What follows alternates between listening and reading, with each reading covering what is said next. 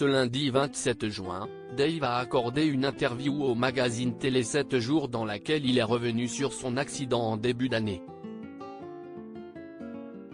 Ça pourrait aller mieux, a-t-il reconnu, avant d'expliquer ne pas avoir le droit de conduire puisqu'il est sujet à des vertiges.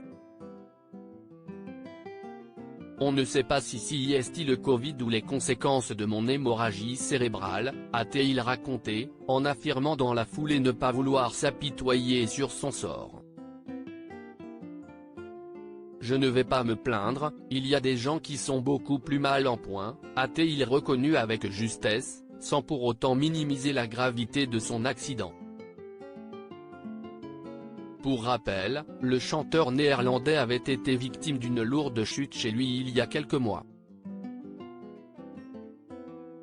Il a morflé, il s'est bien cogné la tête, avait constaté Daniel Auteuil pour France Bleu.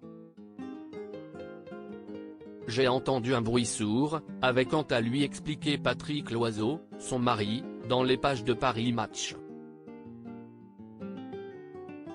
Au début, j'ai cru que c'était une plante qui était tombée par terre. Je suis quand même allé dans le salon. Il était là, étendu au sol, inerte. J'ai cru qu'il était mort, avait-il poursuivi. Dave avait alors raconté avoir été vite pris en charge par les secours avant de passer plusieurs jours dans le coma à l'hôpital. Les premières semaines suivant l'accident ont été difficiles pour lui. En mars dernier, Michel Drucker affirmait dans Vivement Dimanche qu'il allait beaucoup mieux, qu'il était rentré grâce aux médecins qui avaient pris soin de lui. En avril, Dave faisait sa première apparition depuis son accident, sur le plateau de C'est à vous. Des troubles de la mémoire, plus de peur que de mal donc pour l'interprète de Vanina qui a évité le pire et qui affirme avoir conscience de l'avoir échappé belle.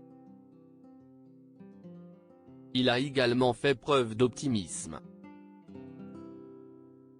J'ai encore des troubles de la mémoire, mais mes médecins m'ont dit que ça allait s'arranger avec le temps, a-t-il reconnu. L'artiste de 78 ans avait raconté une anecdote le 25 mai dernier sur Europe 1 à propos du garçon qui s'occupe de mes concerts. Je lui ai dit, tu aurais pu venir, avait-il raconté, avant d'expliquer que cette personne s'était bel et bien rendue sur son lit d'hôpital mais qu'il n'arrivait pas à s'en rappeler, tout comme la venue de Daniel Auteuil ou celle de Marc-Olivier Fogiel, sans oublier son incapacité à se remémorer le nom de Ruquier. Si est-il dingue, avait-il déclaré à ce sujet. Quoi qu'il en soit, le repos est donc toujours d'actualité pour le chanteur, qui doit se ménager et rester éloigné d'un volant.